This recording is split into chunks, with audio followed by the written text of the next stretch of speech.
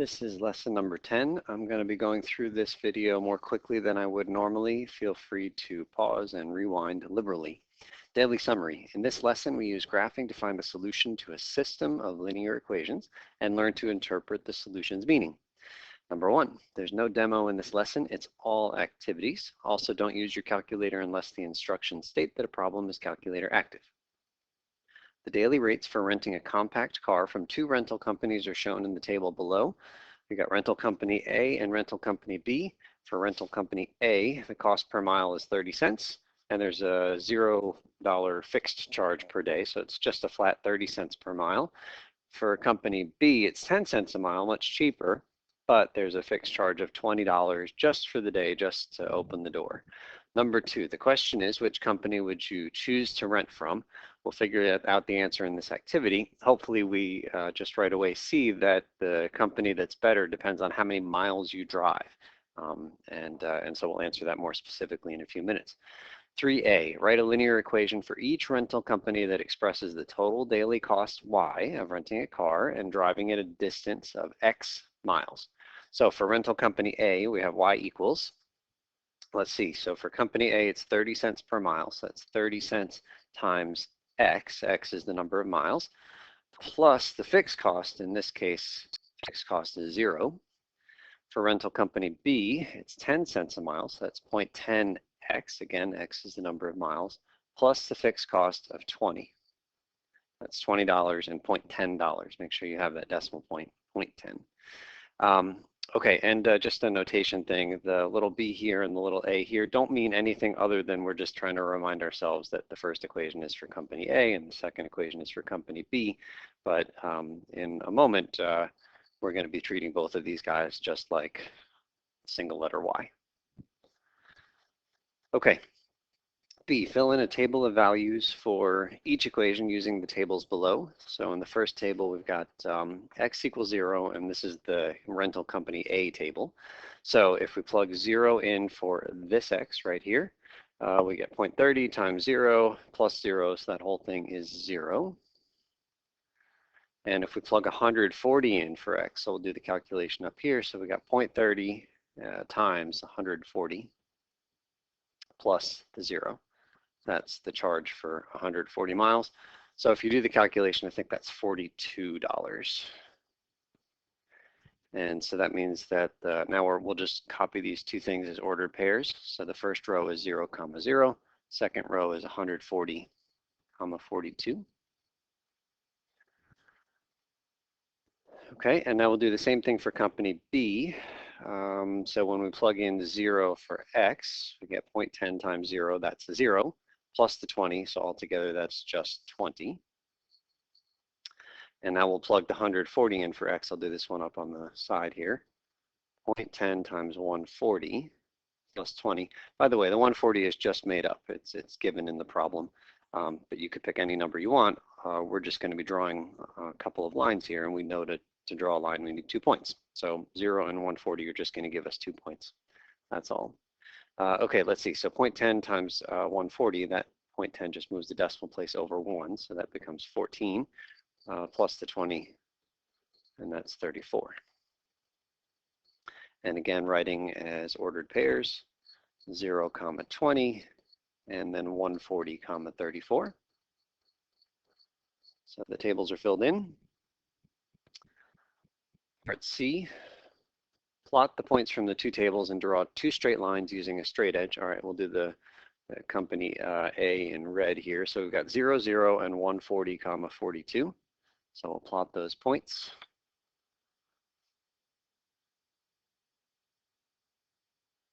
And before I plot the other 2 points, I'm going to go ahead and draw my straight line here connecting these 2 dots.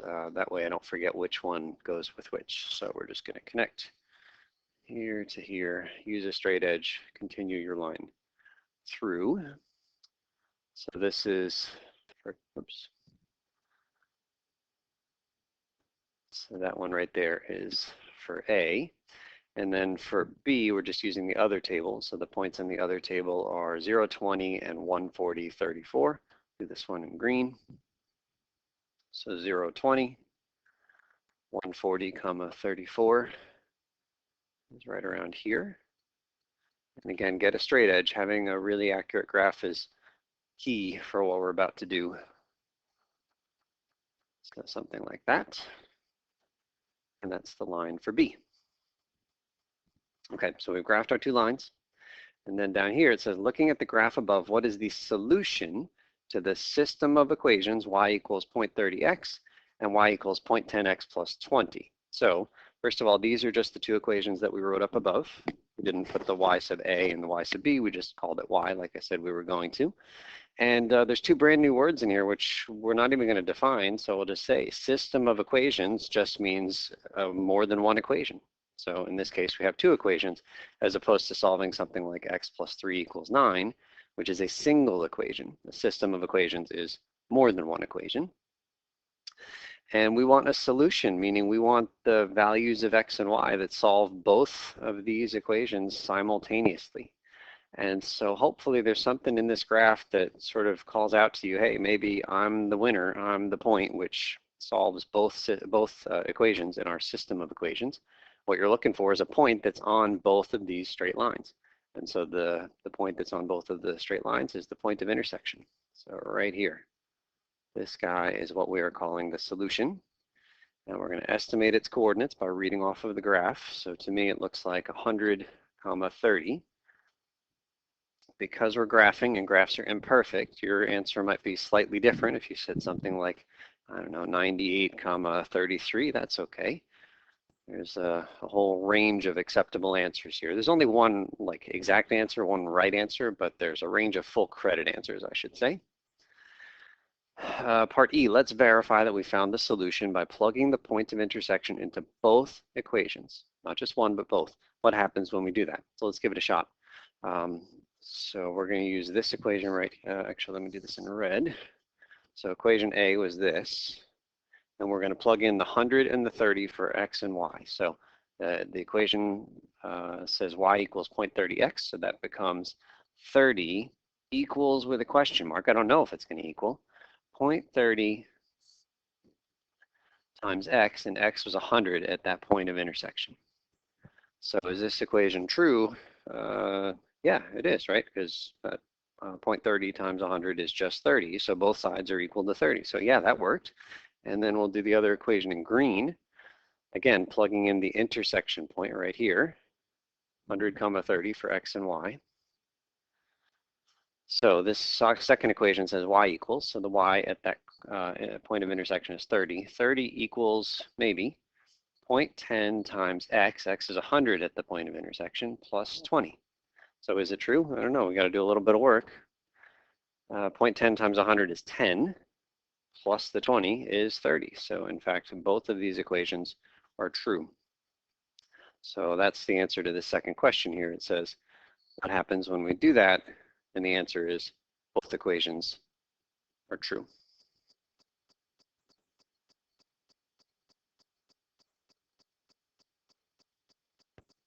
So that's the heart of this section, is that if you want to solve a system of equations by graphing, you graph both lines and you grab the point of intersection. Next page. Number 4, determine if -3, 1 is a solution to the system of equations below. We do this by plugging -3, 1 into each equation. In order for -3, 1 to be a solution to the system of equations, -3, 1 has to make both equations true. Let's give it a shot. Plugging in -3 and 1 for x and y. -3 minus 1 equals question mark -4. So is that equation true? It is. Let's plug into the other equation.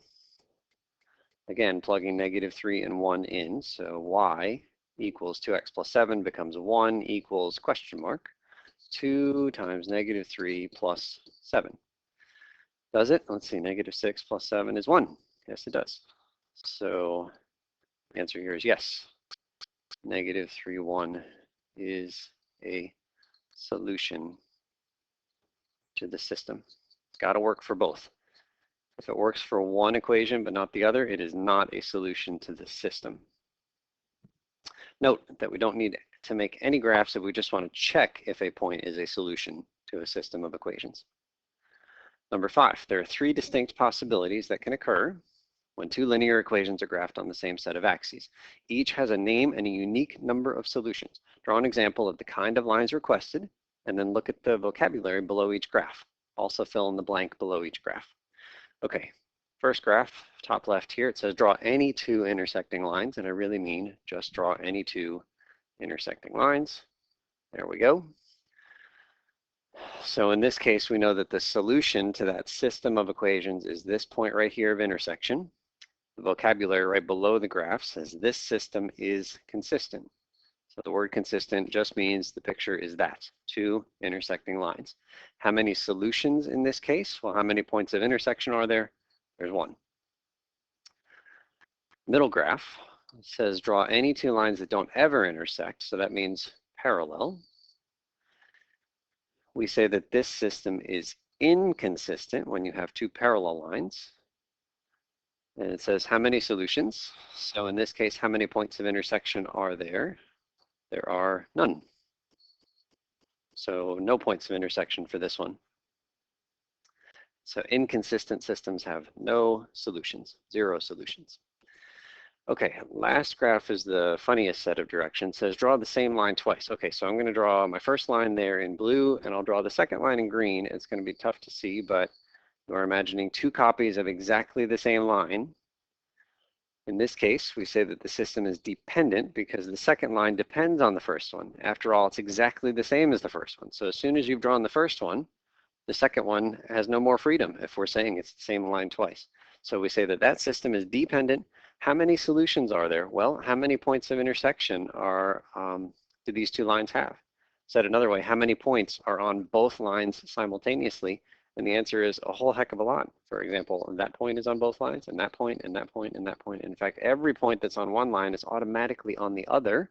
So how many solutions are there? Infinitely many solutions. So dependent systems have infinitely many solutions. Okay, so those are, most of the time, the picture is going to look like number one. You just draw two random lines. Almost certainly they are going to intersect in exactly one spot, but there are these other two special cases that happen once in a while. Number 6, solve the system of equations by graphing. X plus 2y equals 4 and 2x equals y plus 3. A lot of students feel obligated to immediately solve these equations for y and make them look like y equals mx plus b. That's totally fine, but I don't think it's the easiest way to graph these two lines. My default, if you just want me to graph the lines and do nothing else, is to make a table. And my favorite x's and y's to plug in are 0 because that's an easy number to plug in. So for example, if you take this equation and you plug in x equals 0, the equation becomes 0 plus 2y equals 4, or just plain 2y equals 4, which tells me that y equals 2. Wonderful. Point 0.02 is one of my points. We'll play the same game on the other one. If you let y equal 0 right here, so this is now this 0, then the equation becomes x plus 0 equals 4. Super, x equals 4. So these are my 2 points, 0, 2, and 4, 0. 0, 2, 4, 0. Don't just draw freehand. Today we want to use a straight edge for sure. It's kind of hard for me to extend my lines with this tool. Let's see how close we can get. Yeah, not all that close. Okay, so I think that's the right slope. And if we just move it down a tiny bit,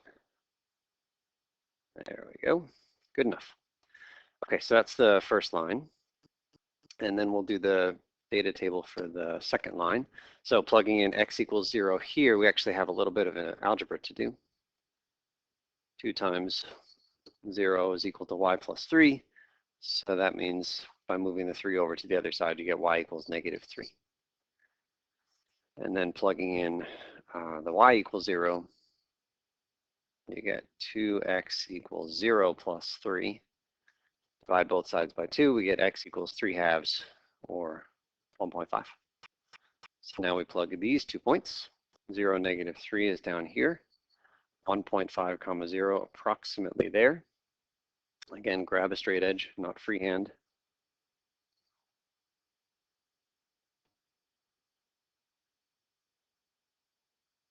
Close enough. And the key word here is solve. And if I see that word solve in front of system, I know I'm looking for a point of intersection. So the answer to this problem is just going to be the coordinates of the point of intersection, which is right here. On my graph, it looks like it's at about 2, 1. Your graph might be slightly different, but it should be something close to 2, 1. So the solution is, you can either say 2, 1 is an ordered pair, or you can say x equals 2 and y equals 1. And if you wanted to check your work, you could plug 2 and 1 back in for the x and y in both of the equations, and you will find that, in fact, they are both true. Next page. Number 7, you've seen this problem before and you solved it with one variable. You will now use 2 variables to solve it. Lee went to the store and bought books and CDs. Books cost $10 each, CDs cost $15 each. She spent $155 altogether and bought 12 items total. How many books and how many CDs did Lee buy? Step 1, define the variables in words. This is done for you below. Here we're going to let x equal the number of books, y equals number of CDs. Keep in mind, just writing x equals books is not a valid definition. Our variables need to be numerical in nature. Saying x equals books is not defining a numerical quantity, number of books. Okay, organize the information from the problem in a table. We're going to be using a lot of tables that have some common characteristics. I'll never mandate that you use a table on a test or quest, but a lot of students find it helpful to use this kind of table. Okay, so the number of items for books, well, that's just our definition of x. Number of items for CDs, that's what we call the y. And the total number of items, books and CDs altogether, is given in the problem as 12. Cost per item, so let's see, each book costs $10, so that goes there. Each CD costs $15. It doesn't really make sense to put a number in the total for cost per item. I mean, you could add 10 and 15 and get 25, but there aren't any items that cost $25. Guess you could average them to 12.5, but it's meaningless and not helpful for us here. So we'll leave that one blank. The amount spent, let's see, if you bought X books and each of them cost $10, then the total you spent on books is the product of those two things. So 10X goes right there, and 15Y goes right there. And I will say now, the first of several times I'll say this, is that when you set up our tables in the right way, the product of this column and this column goes right here. So it's, maybe I can even write it as an equation. It's the number of items times the cost per item equals the amount spent. And that's going to be pretty common for us with our tables, is multiplying the first two columns to get the last column. Okay, we've got one more blank to fill in. It's down here. The amount spent in total is given as a number in this problem. It's $155. So that goes there. Step 3, create 2 equations with 2 variables from the information given. Equation 1 deals with the total number of items. Okay, the total number of items is given in this column right here. You bought X books and Y CDs and 12 items in total. And so the equation is simply X plus Y equals 12. Equation 2 deals with the total amount spent. That's here. You spent 10X on books, you spent 15Y on CDs, and you spent 155 total. So it's the same kind of pattern. We add 10X and 15Y and make it equal 155. And this is another common characteristic of our tables. Oftentimes, the equations will come from adding this and setting it equal to that, adding this and setting it equal to that. Okay, so now we have 2 equations, and we know how to solve a system of 2 equations now by graphing. So we're just going to graph these 2 lines. So let's make a data table. Again, my favorite x and y are 0 and 0. So I'll do the first equation here first. If you plug in x equals 0, then this guy right here becomes 0, plus y is 12, so y must be 12.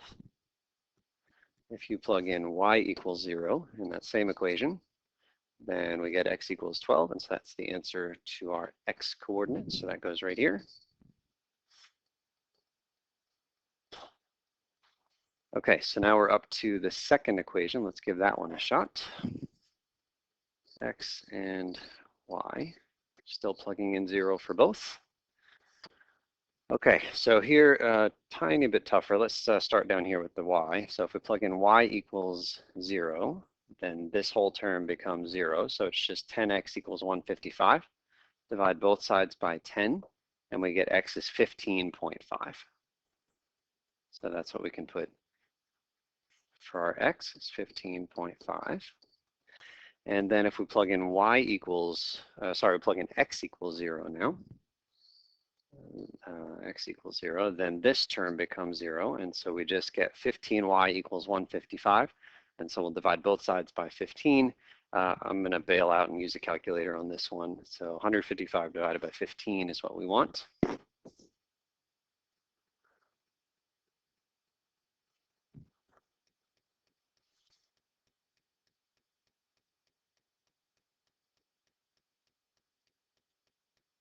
And we get 10 and a third, so about 10.3.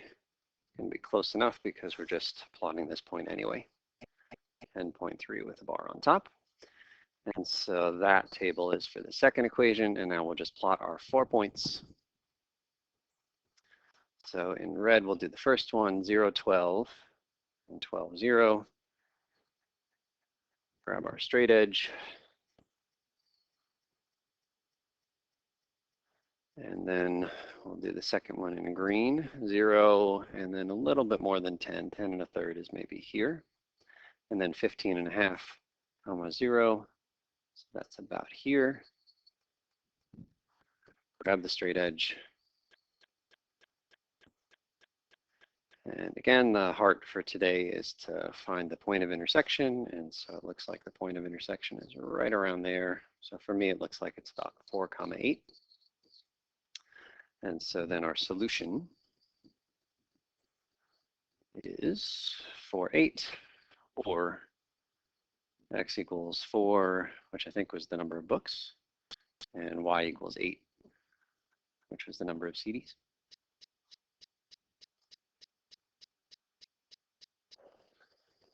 Okay, step 5 says identify the solution and write a sentence. I actually wonder if that's the right answer. We could always check, right? But I mentioned there's latitude here in terms of,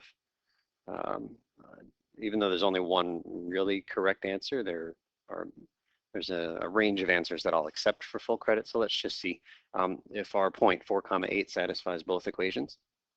So if you plug in 4 here and 8 here, 4 plus 8 is 12. So that part's okay. It's the other one that requires a little bit of calculation. So x is 4, so 10 times 4 plus 15 times y. Y we said was 8 equals, I hope, 155. Actually, I'm not convinced that we found the answer. 40 plus, what is that, 120? Equals question mark 155. 160 equals 155. Okay, sadly, it does not. I think that means I was off by 1, so maybe it should have been like 5, 7. But instead of trying to fix the video, this is a good opportunity to say again that everything we do with graphs is an approximation. And so even though 4, 8 is not the right answer, I think I'm happy with all of my work. And it's close enough to the right answer, which, like I said, I think is 5, 7. Okay, so I just snuck a quick peek at the answer, and it is 5, 7. So the point of intersection apparently is supposed to be more around here. I mean, it's close enough. I don't know what to say. I think maybe my lines actually intersect here, and I gravitated towards 4, 8 instead of 5, 7. But it is what it is. I'm giving myself credit. Step 5 just says identify the solution, write a sentence. Essentially, we've done that. Solution is 4, 8, and that means that we bought 4 books and 8 CDs. So that's your sentence. Next page, number 8. There were 42 passengers on an airplane flight for which first class fare was $400 and tourist fare was $320.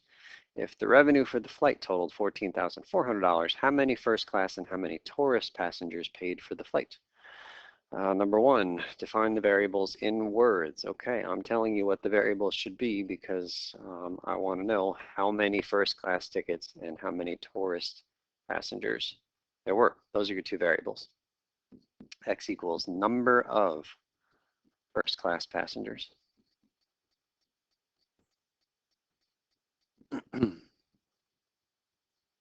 And y equals number of tourist passengers.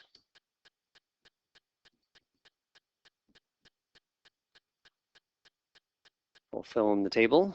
First class, number of tickets, that's what we just defined to be X. Number of tourist tickets is Y. Total number of tickets in the problem is given. It says 42 passengers, so that's 42 tickets. So there's our first column done. Cost per ticket also given. First class was $400. Tourist fare was $320. The total again is grayed out. It doesn't make sense to talk about the cost per ticket in total. And then the revenue, this is the same as the book idea. If there were if it was $400 per ticket and there were X of those tickets, then the total money coming in from first class tickets was the product of those two things, 400X. And same idea, 320Y goes here. And I'll say again that the way we set up our tables oftentimes leads to this equation. Multiply the first two columns and put it in the last column. Okay, and then finally the last box, the total revenue is given in the problem. That's $14,400.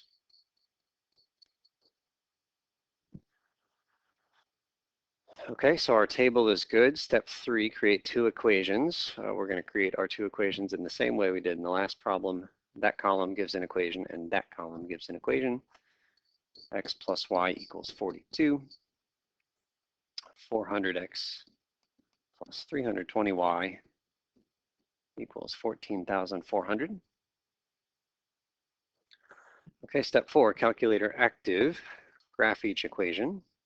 So we'll make our tables just like we did before. X and Y, X and Y. 0 is my favorite number to plug into my table. And so if we plug 0 in for, let's do the first equation here. First equation can be this table. So X plus Y equals 42. So if this guy right here, if X is 0, then Y is 42. So that's going to go right here as a 42. And on the other side, if we plug 0 for Y, then this is 0. And just read it. It says X equals 42. So that equation is easy. 42 is here. Second equation is a lot more work involved, but we can handle it. So let's try this one. If you plug in X equals 0, then this equation becomes 400 times 0 plus 320Y equals 14,400. 400 times 0 is 0. I won't write that. Plus, I won't write that either. So this is just 320Y equals 14,400. Divide both sides by 320. And this is where we are happy that it's calculator active. So we're just doing this division on the calculator. So 14,400 divided by the 320. So Y is 45. Same idea, go in the other direction. You can pause the video and plug in Y equals 0, but I think we're going to end up with 14,400 divided by 400. So X will turn out to be 36 in that other blank. So 45 and 36.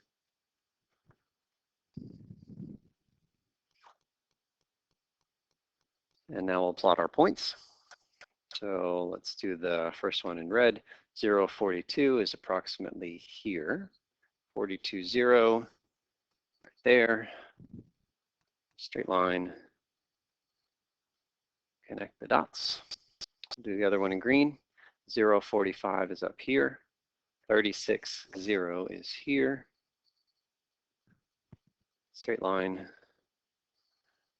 Connect the dots. We're after the point of intersection.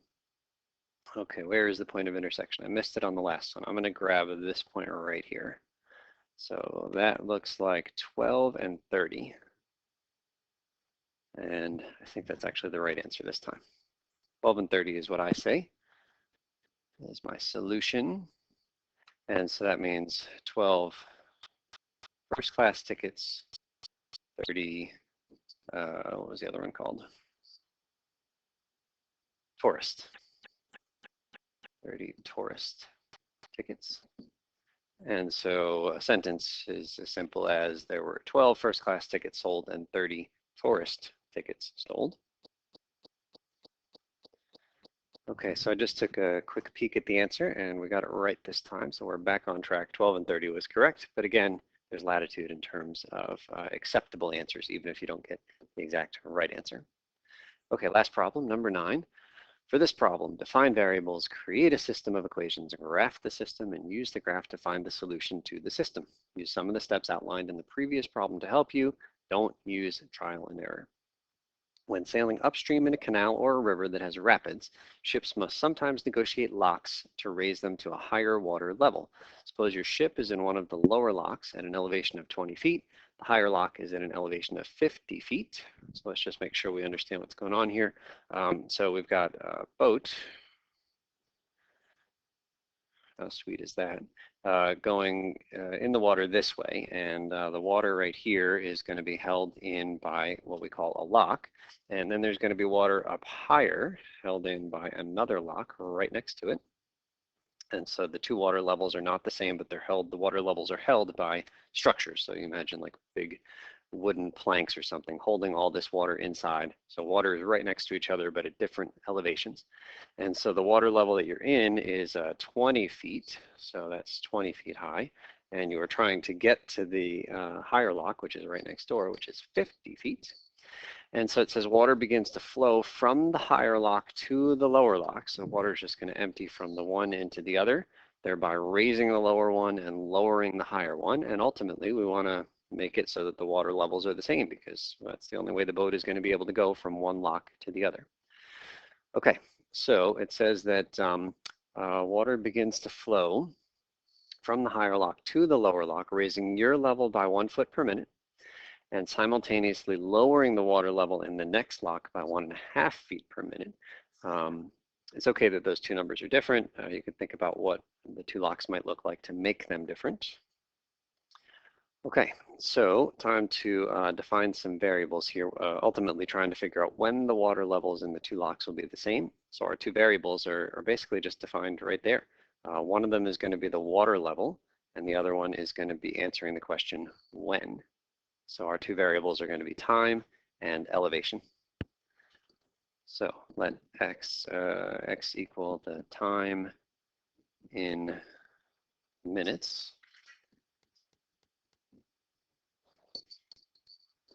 Since we started the process, moving the water from one to the other. And we'll let y equal the elevation in feet. Okay, so let's see if we can get our equations written down from the given information. I'm going to highlight the two pieces that go together. The lower lock starts at an elevation of 20. That's where the boat is. And the water level is raised by 1 foot per minute, starting at 20 and going up 1 foot every minute. So here's our equation. Y, I'll do this in red. So our first equation is y equals, it starts at 20, it goes up by 1 foot every minute. So 20 plus 1x. Okay, let's go to the other piece of info. The higher lock is at an elevation of 50, and it is lowered by 1.5 feet per minute. So we're just going to write an equation for that guy now. Y equals, started at 50, lowered 1.5 feet every minute. So those are our two equations. And now we're going to graph these two equations. So we'll make our standard tables with zeros everywhere. So let's give this first one a shot. If we plug in x equals 0 right here, and that term is nothing, and we just read off y equals 20. That goes there. And now let's try plugging in y equals 0 here. So the equation becomes 0 equals 20 plus 1x, or just x. Subtracting 20 gives x equals negative 20. And there's nothing wrong with negative 20. The problem is that the graph paper I gave you doesn't include a spot for x equals negative 20, right? It's someplace out here, and I don't want to estimate that. So it's our obligation to pick a different value for y, or maybe a different value for x, because negative 20 is just not on the grid. So how about instead of our standard y equals 0, let's pick an x that we know for sure is on the grid. So for example, x equals 10 is definitely on that grid. So let's try that. 10 is a little bit of an arbitrary number, but you can pick any x or y. Could do one of each, like our 0 and 0, but you could just pick two x's instead. And so here, if we plug in x equals 10, it becomes y equals 20 plus 1x, or 20 plus 10. Y equals 30. And that is a nice point that's on our graph paper. Okay, let's try our table for the second equation. Let's see, so how about we just do the same 0 and 10? That seemed to work nicely before. So if we plug x equals 0 in here, then this term disappears, so we just get y equals 50. And if we plug in x equals 10, then we go y equals 50 minus 1.5 times 10. So that's 50 minus 15, y equals 35, and that's a nice point that's on our graph paper. So let's plot some points. First, we'll do the red one, the red line. So we got 0, 20, and 10, 30. 0, 20 here, 10 and 30 is here. Straight edge. Okay, so that's the, I'm just going to write lower here. That's the lower lock. And then we'll do the second line, the one in green, 0, 50, 10, 35. 0, 50, 10, 35 is here. Straight edge. There. And looking for the point of intersection. And for me, the point of intersection isn't really on the background grid, so I'm just going to make my best guess. Looks like it's right around here, so maybe 12, 32. I don't have a whole lot of confidence in that, but again, it's another example where it's okay if it's not perfect. So I'm saying about 12:32, which to me means that when x is 12, that was the time. So 12 minutes in, then the elevation is 32 feet. The elevation of which lock? It's the elevation of both locks. So 12 minutes in, both locks are at a height of 32 feet. So let's just take a quick look at the right answer before we sign off. So what does it say down here? Oh, I got lucky here. T equals 12. The locks will have the same water level of 32 feet. Okay, so I think that is that. There's even more practice. If you want to try a few more of these, I'm not going to make a video for that, but hopefully this video helps.